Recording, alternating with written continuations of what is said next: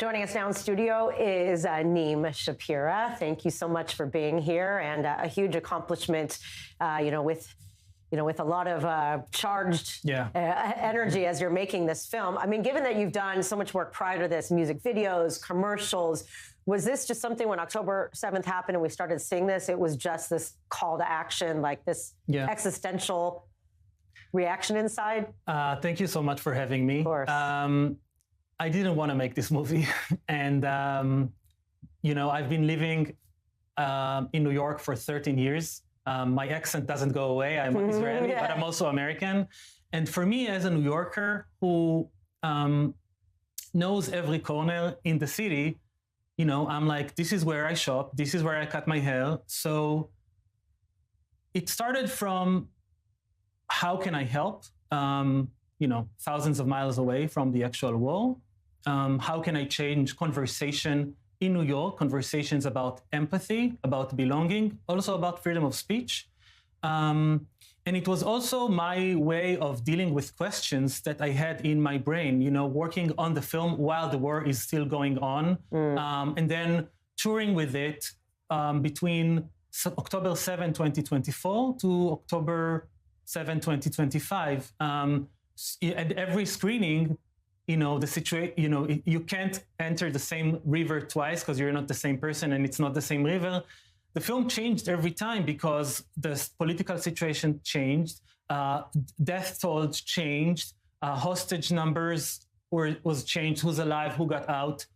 And of course, as Jews living in the diaspora, you're asking yourself, like, so many questions, and that's what the film does. It doesn't give answers, it asks questions. Well, and that's what makes it, it's smart that that's the way you did it, because it makes it relevant even, now the story is not over, right? The hostages have come home, but the story is not over. It was such a visceral thing for people to literally be not even acknowledging that these are human beings that are, as we now know from the testimonies, how they were being treated. How were you being treated as you were, walking around New York, filming this? I mean, we saw so much stuff of New Yorkers getting in each other's faces, as New Yorkers do. But what was your experience? It's, it's not a secret that we're more tribal and echo-chambered than ever. The posters didn't just exist in the streets of New York. The war continued online to social media. Yeah. And that's what I am showing in the film. What's really, really interesting and depressing is that this proxy war of glue and paper didn't just happen between the Muslim community and the Jewish community in New York City. Every person from every age group and every ethnical background took it upon themselves to tear down the posters. And they didn't have skin in the game, like you saw in the teaser that you just showed. And didn't understand why they were doing it. They just, They understood that it's a war of empathy. And if you're seeing this, it means that there's no empathy for the Palestinian side. So in this binary war, if there's a war between narratives, right? And you need to, the narratives are competing. And what you're trying to do is you're trying to speak over the other and not understand that multiple things can be true at the same time.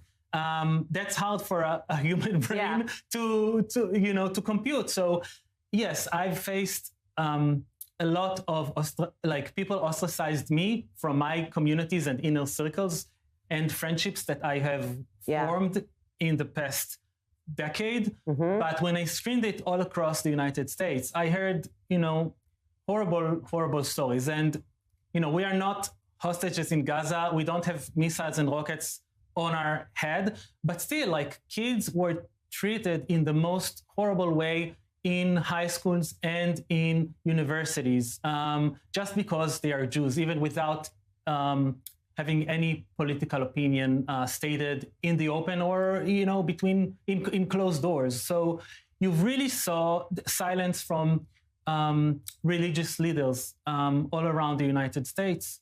And it's it was a very, and still is, a very lonely experience. So I'm happy that I got to show the film, to Jewish communities, to start some sort of a maybe healing process, but also recognition. And important conversations have been held, but also Muslim audience members Mormons, Christians, of course, and I've had even Buddhists in the audience sometimes. So it means you're doing something right. Yeah, I felt with the film, I felt the press coverage in conservative media, but also in liberal media. And every screening that I had, people are happy with like 75% of the film, but then they're like, but why did you have this? Or why did you have that? And I'm happy that... Right, because it means they actually listened and paid attention. Lastly, before we run out of time, I mean, it's really a huge accomplishment that you're kind of qualified to be in the running for Best Documentary at the 2026 Oscars. I know it's still a process, but that alone is very significant. I'm sure it feels good. It feels amazing. And the film, the war is over. There is a fragile ceasefire. But it's so important for me that people have these conversations because it's a mirror to where we are today as a society. So I opened the film to be streamed at torn-film.com. And if you're in the United States or in Israel, you can stream the film. And it's coming to Europe in the next month. And PBS. Yes, of course. PBS has it as well. All right, Neem, thank you so much. And yes, I know it is a lonely job doing what's right, but at least now you're able to sit back and receive the accolades. Thank you so much for having me. Thank you.